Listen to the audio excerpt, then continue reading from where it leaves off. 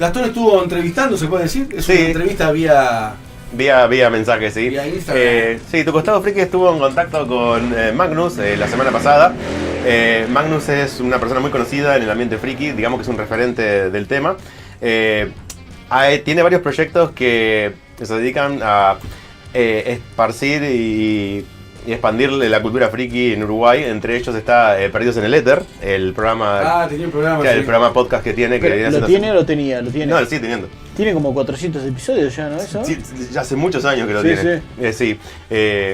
Y la razón por la que estuvimos hablando con él es porque otro de sus proyectos está por sacar una nueva edición, el cual es Grimorio del Plata. Que estamos viendo en este momento la carátula, ¿no? Del cómic. Del primer cómic, sí.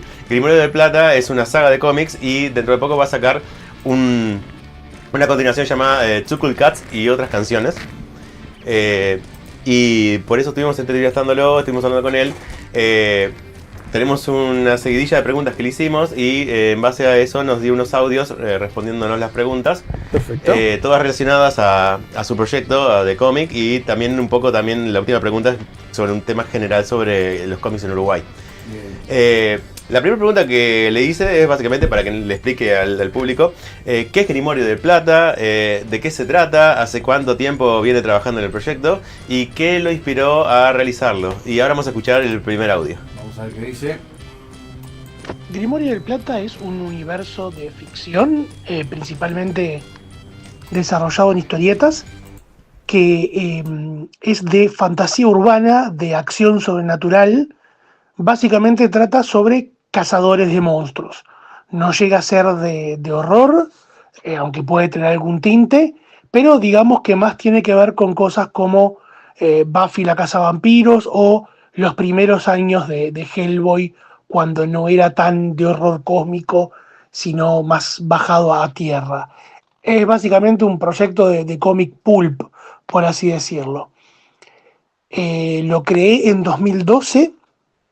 Me inspiré, la verdad, un día que estaba en un festival de música country, de la Asociación de Música Country de Uruguay, y había varias bandas tocando con una onda así. Entre ellos estaba Pello Barrios, que es un amigo mío y amigo de Perdidos en el Éter también, que tiene una banda que se llama Rudos Wild, y ellos hacen punkabilly, que es punk medio mezclado con música rockabilly, que es el rock más antiguo. Y él hace covers, por su parte solo o a veces con alguno de los músicos, hace covers de Johnny Cash. Ese día estaba haciendo covers de Johnny Cash. Y bueno, los covers de Johnny Cash, la música de Johnny Cash, que es de un género que se llama el outlaw country, que habla sobre bandidos y western y cosas, me puso a pensar un poco en eso. Dije qué bueno que estaría que hubiera una banda, un cómic sobre una banda que hace música de este estilo. En realidad terminó virando hacia el psychobilly, que es un género que mezcla el punkabilly con elementos fantásticos o de ciencia ficción. Y empecé a cranear y eventualmente creé un personaje y una banda inspirada un poquito en Pello, que son Zenón y los Gauchos Fantasmas. Zeta es el vocalista, pero no estaba del todo seguro de cómo lo iba a enfocar. Y hicimos una primera historia donde no aparecía la banda, porque no iban a ser, finalmente no cuadró que la banda fuera el centro del universo de Grimorio, pero sí que iban a ser parte de eso. Y hicimos una historia corta en 2012 con Nahuel Silva, un dibujante argentino, que era sobre hombres lobos, sobre un contacto con un hombre lobo de un tipo que se especializa en hacer armas para cazar monstruos. Y después le dije a Nahuel, Nahuel, ¿qué tenés ganas de dibujar? Y me dice, me gustaría dibujar, la banda esta de los Ocho Fantasmas no tenía nombre todavía, era una banda nomás que iba a existir. Me dice, tengo ganas de dibujar momias contra gauchos zombies o gauchos fantasmas o algo por el estilo. Y bueno, y ahí cuadró la idea y me escribí un guión para la segunda historia de Grimorio del Plata, que se llama Isla Mala, que pasa en un pueblo de Florida, del departamento de Florida, que antes se llamaba Isla Mala y hoy se llama 25 de Mayo.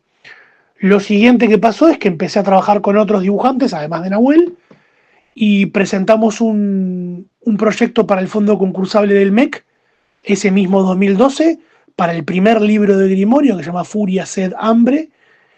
Por suerte lo premiaron y en 2013 salió el libro. Entre 2013 y 2020 he hecho con varios dibujantes unas 17 historias cortas, además de esa novela gráfica, de las cuales yo escribí todas menos 2, en las que fui editor igual con amigos que se interesaron, con dibujantes de Uruguay, de Argentina, de Suecia, y guionistas de Uruguay y de Argentina. Además de todo eso, lo he utilizado para una ambientación de juegos de rol entre amigos, y hace poco, para el aniversario de Perdidos en el Éter, hicimos una partida de rol en vivo. ¿Qué me inspira? Además de, bueno, la idea esa de la banda Cazadores de Monstruos, que me gustan los cómics de aventura, y me gustan los Cazadores de Monstruos y todo eso, y que creo que se puede contar ficción ambientada en Uruguay o en el Río de la Plata en general, que tenga ese tipo de cosas mezclando nuestra cultura, nuestros lugares y nuestra gente. Tremendo. Che, doy fe que lo de, ¿viste cuando habló de Pello Barrio? Yo lo conozco a Pello también. Sí. Que está es parecido el dibujo. Mirá. Tiene esa onda medio como Jopito, la patilla, por lo poco que él nos mandó el cómic, ¿no? Está nos mandó un drive. Tremendo crack. Sí. Bueno, nos contaba que viene la inspiración de Buffy la Cazavampiro, de Hellboy, de lo que son los cómics de aventura, de Cazadores de Monstruos, que es lo que le gusta a él. Viene haciéndolo desde 2012, ya 13 años, esta saga de cómics, y ha trabajado con pila de artistas nacionales e internacionales. Sí, viste que nombró gente de Suecia, todo. Sí, la verdad que sí. Lo escuché en una entrevista hace poco y dijo de que, claro, él es creador de cómics. Dice que en un momento le dijeron, dibujame acá un Batman. Dice, no, yo no sé dibujar. Él es guionista. Dale, si vos haces cómics tenés que, yo no sé. Dice que dibuja, o sea, no sé si dibuja malísimo, pero él dijo como que no. Claro, una cosa es creador de cómics y otra cosa es dibujante. Claro, él es guionista. Stan Lee no dibujaba, Stan Lee era escritor. Claro, él es escritor y guionista. Y después aparte precisas un colorista también. Sí. O sea, tres personas para hacer una hoja capaz. Claro. Tremendo eso. Bueno, la siguiente pregunta que le hice fue, centrándonos en Two Cold Cats y otras canciones, que vendría a ser el nuevo issue, digamos, la nueva revista que va a sacar de esta saga llamada Grimorio del Plata. Le dice, danos un programa general sin spoilers de qué se trata. Y esto fue lo que nos dijo. Bueno, Two Cool Cats y otras canciones toma el formato de un CD, de un librillo de un CD, es de 12x12, cuadrado como el librillo que venía con los discos compactos, como si fuera un EP, un extended play de la banda. Como te dije, la banda apareció no en las primeras historias de Grimorios, en los 8 fantasmas, pero sí en el primer libro aparecen, son protagonistas de parte de eso, y después han aparecido en otras historias cortas por ahí. Y hace unos años yo ya tenía el proyecto de hacer este libro con la idea de Two Cool Cats como una canción, que es una canción que no existe, y con una segunda canción que era Give My Love to Rose, traducida al español como Denle mi amor a Rosa, que es un cover de Johnny Cash, utilizadas como inspiración para contar una historia de la banda esta Cazando Monstruos. Ese proyecto quedó en un cajón por diversos motivos, y ahora este año, hace unos meses, charlando con uno de los dibujantes, con Lisandro y Pascuale, para hacer otra cosa de Grimorio, él se embaló y empezó a hacer bocetos de la banda, y yo me acordé de esto, que era un proyecto que podíamos encarar junto a un par de dibujantes más que reclutaríamos para tenerlo pronto para fin de año, para la Feria de Ideas Más del Parque Rodó, donde Ouch, la Asociación Uruguaya de Creadores de Historietas, tiene un stand, y era una buena oportunidad para empezar a promocionarlo ahí. Pensé la tercera historia, que se llama For the Fallen, que originalmente, para los caídos en inglés, que originalmente no tenía canción asociada, sino un concepto, y después encontré una canción y un poema tradicional británico para los soldados caídos en la Primera Guerra Mundial que cuadraba con la idea que tenía. Entonces el libro tiene estos 3 tracks, entre grandes comillas, que son 3 historias cortas, 2 de 8 o 9 páginas, la otra tiene 17, en donde vemos diferentes lugares del interior del país azotados por 3 tipos de monstruos distintos. En el primer caso, algo muy clásico, que es una invasión zombie después de un festival de música tipo Pilsen Rock. En el segundo caso es una especie de monstruo planta rosal espinoso. Y en el tercer caso es un golem hecho con carne y maquinaria que tiene un giro que tiene que ver con la Primera Guerra Mundial y con Uruguay también. Bueno, tremendo. Como decía Magnus, este cómic tiene un formato estilo disco musical, Sí. donde consta de 3 partes que cada una hace referencia a una canción. La primera en realidad, Too Cool Cats, es un invento de él, pero son 2 canciones que son referencia a 2 canciones que existentes. Y Estamos poniendo imágenes que es que... La que sacaste. sí, ahí está el golem. Ahí está la carátula del... Esa es la carátula del nuevo cómic que tiene ese formato de disco. Sí. ¿Viste? Tiene esas medidas.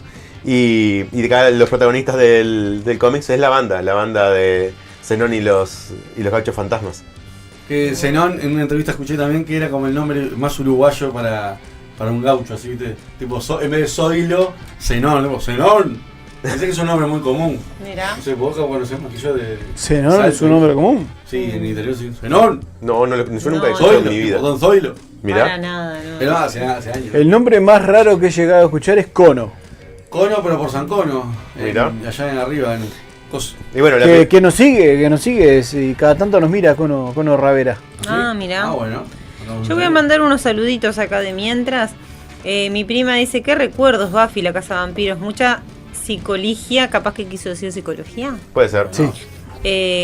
Ahí dice. Y después dice, Edith Blanco. Hola, buen programa, me encanta, dice después. Vamos, está bueno con un Fernet. Edith Bueno. es Edith Blanco. Ahí va. ¿Es Edith? Es Edith. Vamos a ver Edith, ¿no? Te mandamos un beso enorme, Edith, y gracias por apoyarnos. Es que el Fernet tiene que ser ley de estar todos los programas. Y bueno, Bueno. ¿No? Es un presupuesto. Estamos. Medio Caribe, Pero- bueno. Para eso Y tenemos después- los auspiciantes. Nachu dice, buenas. Bueno, Muy bien. saludos a Nachu. Iberpark puede auspiciar este espacio, tranquilamente, ¿no? ¿Cómo? Que No, bueno, no lo menciones hasta que esté pronto. es verdad. ¿Cómo Eh, queda? ¿Cómo Vamos a la queda? tercera pregunta, Gastón, ¿te parece? Y bueno, la tercera pregunta que le hice es, hay varios artistas trabajando contigo en esta nueva entrega de Grimorio del Plata. ¿Cómo los conociste y cómo llegaron a interesarse a participar en tu proyecto? A ver. Soy muy afortunado de tener a 3 dibujantes muy talentosos trabajando conmigo. El primero, y es el que me dio el empujón para relanzar este proyecto y tenerlo, es Lisandro Di Pasquale. A Lisandro lo conozco desde el año 98. Él es de Carmelo, en Colonia, y hace muchos años, por allá por el 98, él creó un superhéroe uruguayo llamado El Ángel Negro. Fue parte de una ola nueva de creadores de historietas a fines de los 90 acá en Uruguay. Después ha hecho un montón de otras cosas por otros lados. Hicimos un par de cómics con Lisandro para antologías que yo saqué con Gas Comics, y también para alguna cosa, incluyendo una de Grimorio en un momento, y también para algún libro que todavía no se ha publicado, pero que esperemos que salga. Y hace un tiempo Lisandro es el dibujante, además de amigo, es el dibujante de mi tira autobiográfica Mi vida sin un jetpack. El segundo dibujante es Alex García, que es de Tranqueras, en el departamento de Rivera. A Alex yo lo conozco desde que era re chico él, hace unos 15, 20 años, una cosa así, que era casi apenas poco más que un adolescente, e hizo un proyecto junto con su hermano de cómic que fue financiado por el Fondo Regional del INJU, y yo me ofrecí, lo conocí a través de otros historietistas, me ofrecí a ayudarlo a que el proyecto saliese mejor haciendo el rotulado, que es toda la parte de los logos y los textos y demás. Y bueno, y quedamos amigos y hemos hecho algún cómic a lo largo de los años.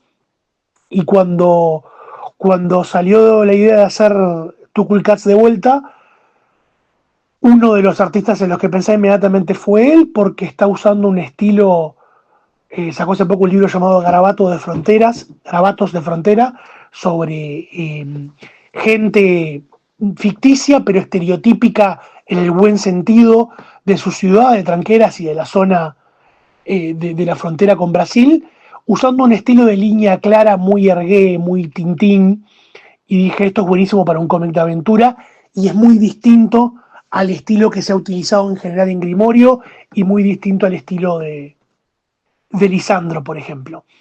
Y el último artista que trabaja en el cómic, en realidad el segundo, porque es la segunda historia por el orden en que quedó, era Para Denle mi amor a Rosa, que era la segunda historia que ya tenía, es Juan Pablo Paredes.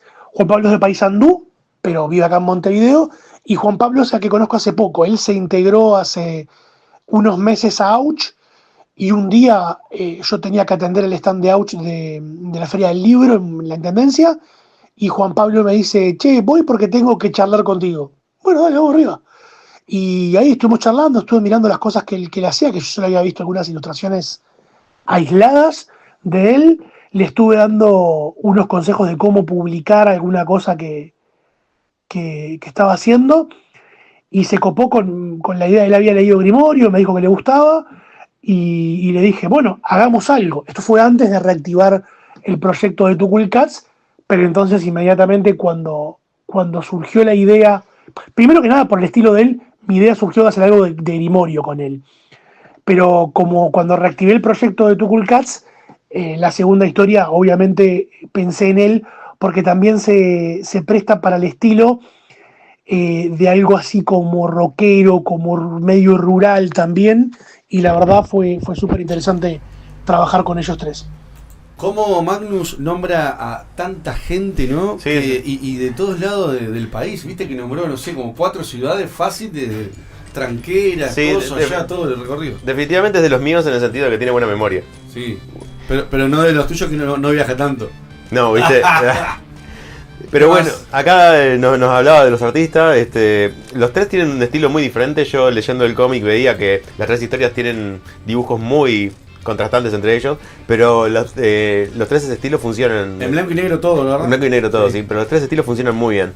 Tipo anime. Sí. Tipo manga, digo. Por ahora sí, capaz que en el momento pero de izquierda a derecha, no de derecha a izquierda. Claro. Claro. La cuarta pregunta que le hice fue ¿cuándo será publicado y dónde podemos encontrar Too Cool Cats y otras canciones, tanto en formato físico como digital? Y también ya le pregunté ¿cómo podemos acceder al material anterior de Grimorio del Plata? Too Cool Cats va a estar disponible por lo menos a partir del 2 de diciembre en la Feria Ideas Más. El 2 de diciembre ahí en el Parque Rodó, que es la que está al lado de Defensor, por la Glorieta, viste que hay varias en realidad. Ese día, 2 de diciembre, a las 20 horas, lo presentamos junto a Juan Pablo en el escenario del evento, pero ya desde más temprano va a estar disponible en el stand de Auch. Por el momento, en un lugar al que puedan ir a comprarlo, va a ser el stand de Auch en Ideas Más hasta el 24 de diciembre al mediodía, que es que cierra la feria. Después podremos anunciar algún otro lugar. En general no va a estar en librerías este proyecto porque es medio chico. Eventualmente va a estar disponible en formato digital. Primero queremos darle un poquito de vuelo al libro para que la gente lo compre. No digo que no lo vayan a comprar porque lo leen en digital, porque todo lo que hago por lo general me gusta tenerlo disponible en formato gratuito digital. Y va a haber otra presentación todavía a confirmar en Montevideo, más pasando más cerca de mediados de diciembre, y el 5 de diciembre también lo estoy presentando en Buenos Aires, en una tienda de juegos que se llama Acataca, en la calle Santa Fe, Avenida Santa Fe, esquina Callao. El material anterior de Grimorio del Plata se puede encontrar todo en about.me o .me/Grimorio del Plata. Está linkeado eso en el Instagram de Gas Comics, así como suena Gas Comics. Son la novela gráfica de 80 páginas, casi 200 páginas de historias cortas en un recopilatorio. Las dos cosas también se pueden leer, está linkeado ahí en una página web, en formato web y no PDF o lo que sea. También hay un corto audiovisual que hicimos en 2017 y links a las sesiones de rol, a la primera sesión de rol que hicimos. El 30 vamos a hacer otra en vivo. Bien, ahí nos contaba que el lanzamiento de Zuckle Cats va a ser en la Feria de Ideas Más, en el Parque Rodó. Vamos a ir. Vamos a ir, sí. Estamos ahí. Preciosa la feria. Y nos contaba también que el material anterior se puede encontrar linkeado en el Instagram de Gas Comics, que es la editorial donde saca todo esto. ¿Y en qué formato lo manda? ¿Así tipo Drive como nos mandan nosotros o hay un formato de cómics? Seguramente puedes acceder a algún Drive, eso no tengo tantos detalles, pero la información está y el material está accesible. Estábamos hablando de la gente que conoce Magnus del interior y todo eso, y dijimos Tranqueras, y mirá, saludos de Tranqueras, Alex García, que si no me equivoco es algún dibujante o... Creo que sí, debe ser uno de los dibujantes. Tremendo. Nos quedan 2 preguntas más, ¿verdad? Sí, una pregunta que le hice para alinear un poco la charla es si quiere contar alguna anécdota sobre el desarrollo de este nuevo cómic, y esto fue lo que nos dijo. A ver. Bueno, anécdota, quizás la primera sea la forma en que Lisandro, que a la postre se convierte en el coeditor del libro, que también diseñó un poco conmigo la tapa y buscó darle como un look nuevo a los personajes basado en los diseños anteriores, es, por decirlo mal y pronto, Lisandro me prendió un fuego bajo el culo, como dicen los gringos, me hizo correr porque se puso a hacer los bocetos estos de los personajes para un proyecto para el año que viene, para otra cosa, y yo empecé a entusiasmarme y ahí rescaté el proyecto y Lisandro empezó a dibujar, se embaló él, etc. Entonces este proyecto salió en un periodo de tiempo bastante corto. Después también, de las 3 historias, la que tiene una necesidad o un trabajo de investigación más profundo es For the Fallen, por ese nexo y un flashback que hay a la Primera Guerra Mundial. Y a mí, cuando hago cosas que tienen que ver con lo histórico, me gusta documentarme correctamente, darle todo ya pronto al dibujante para que él haga su trabajo. Y estuve horas y horas y horas y horas mirando uniformes de la Primera Guerra Mundial y eligiendo, a pesar de que no se nombra la batalla, eligiendo una batalla específica que sirviera a los propósitos de la historia, y darle todo eso a Alex, que por otro lado se pasó con las interpretaciones de los uniformes, con la reproducción de los uniformes y lo demás, que quizás la mayor parte de los lectores no se fija en eso, no se detiene tanto, pero para mí es importante que esté bien hecho. Y cuando estaba recibiendo las últimas páginas de Alex, que son las del flashback, porque demoró un poquito en definir cómo íbamos a diferenciarlas de las páginas que sucedían en la actualidad, me encantaron cómo estaban quedando y todo, pero en un momento me entró el pánico, teníamos que mandar el libro a la imprenta en fecha, y entré en pánico porque me di cuenta que ninguno de los uniformes tenía insignias, ni parches de las unidades, ni nada, y ahí volví a todas las referencias y a repasar, y caí en la cuenta que en realidad, por lo general, las insignias las llevaban en la camisa, que estarían cubiertas por la chaqueta que estaban los sobretodos y chaquetas que estaban usando en el medio de la batalla en las trincheras, y me volvió el alma del cuerpo, porque en realidad tampoco le podía romper mucho los huevos a Alex, que todos tenemos otros laburos y hacemos esto en nuestros tiempos que nos quedan por fuera de eso, pero por suerte todo llegó a buen puerto. Bueno, escuchando las anécdotas de Magnus podemos sacar de que es una persona que se toma de forma muy profesional el trabajo de realizar estos cómics, ¿no? Como nos contaba, cómo investigaba todos los uniformes de los soldados de la Primera Guerra Mundial para hacer la parte 3 de Zuckle Cats. Y tal, que en un momento se dio cuenta de que, esto no tiene insignias, pero se entró en pánico y empezó a buscar y dijo, claro, las tienen escondidas debajo de la chaqueta. Sí, hay un trabajo de investigación, de historia, sí. ¿no? Porque claro, vos tenés que adaptarlo, claro. Y si sos perfeccionista... Y la primera anécdota nos contaba como que él había empezado con un proyecto y el amigo, sí, dale, vamos, y empezó y terminó dándole para adelante y remanejado haciendo todo. Tremendo.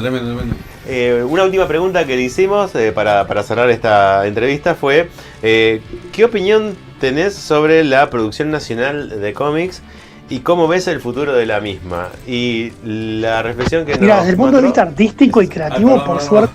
No, decía que la reflexión que nos dijo fue la siguiente. Mira, desde el punto de vista artístico y creativo, por suerte hay una buena movida. Hay un montón de gente de diferentes edades, de diferentes backgrounds culturales, con diferentes marcos de referencia que a veces tienen que ver con la edad y a veces tienen que ver con lo que consumimos de chicos. Yo, por ejemplo, soy un tipo, y después de adultos, soy un tipo más bien influenciado por el cómic estadounidense de superhéroes, por la literatura y el cómic pulp estadounidense anterior a los superhéroes, y por televisión, y a veces un poco por el cómic europeo, pero otra gente, Lisandro es similar porque tiene un par de años más que yo, y tiene esas mismas influencias, pero hay otra gente, por ejemplo, como Pablo Praino o Fiorella Santana, con los cuales he trabajado en algún cómic y ellos hacen sus propias cosas, que son un poco más chicos que yo, o de la misma edad, capaz Pablo, pero ellos son 1000% influenciados por el manga. No solo por eso, capaz, y por el anime, que yo sí he consumido, pero no en tanta medida. Y después hay otra gente que viene de otros palos completamente distintos, de ilustración de fantasía, de tapas de disco de heavy metal, y todos mezclamos un poquito de eso y nos vamos nutriendo entre nosotros. Salen todos los años varios libros, ya sea con la ayuda de cosas como el Fondo Concursable o a pulmón como este. Hay gente que publica en web, hay gente que publica en web y en impreso, pero no hay una industria y nos movemos por un montón de eventos, sobre todo canalizado a través de Ouch. Otro empujón grande en los últimos años es el colectivo Maldito Canario, que se llaman así porque son de Canelones casi todos, pero que están abiertos a cualquiera, que no solo publican sus propios cómics en formato fanzine, impreso en impresora láser y engrampado, sino que se ofrecen al costo, o sea, por lo que vale la impresión, a que vos, si tenés una idea de un cómic y lo querés ver impreso y lo querés vender, te reciben y te ayudan a publicarlo. ¿No tienes idea cómo se imprime un cómic? Bueno, ellos te dan una mano con eso. Entonces, entre todos, Maldito Canario, la gente de Maldito Canario también es parte de Ouch. También se han estado moviendo los dos colectivos y los colectivos de ilustradores para libros infantiles y otras cosas. Se han estado moviendo en charlas con el espectro político, no solo el gobierno recientemente electo, con el anterior, con gente de todos los partidos, con las autoridades ahora del Ministerio de Educación y Cultura, del Ministerio de Industria, que impulsan determinados proyectos para que haya mejores condiciones de trabajo para la gente que trabaja en esto, sobre todo los que trabajan en el mercado acá son los dibujantes, no en cómics, sino en otro tipo de ilustraciones, por lo general, y para regular el uso de inteligencias artificiales generativas que están construidas en base a trabajo robado, con una falta de ética completa, pero en general acá de cómic no hay una industria. Salvo un par de casos aislados, no hay editoriales que pongan plata para que vos publiques un cómic. El 99,99% somos autores que nos autoeditamos a nosotros mismos. Algunas personas, como por ejemplo Rodolfo Santulo, que es guionista también, tiene la suerte de editar en Argentina y en otras partes del mundo, primero habiendo editado acá, trabajando para editoriales, vendiendo sus libros, y después hay 3 o 4 dibujantes uruguayos que viven de trabajar para el cómic afuera. Sebastián Navas, que hace algunas cosas independientes, Martín Cocolo, que es el encargado de la serie regular de Wolverine en el dibujo, y antes hizo, si no me equivoco, Thor, Matías Vergara, que ha hecho cosas de Batman, de Hellblazer y ahora de Wonder Woman, y Cristian Duce, que hasta hace poco estaba haciendo una serie de Justice League versus Godzilla versus Kong, versus King Kong.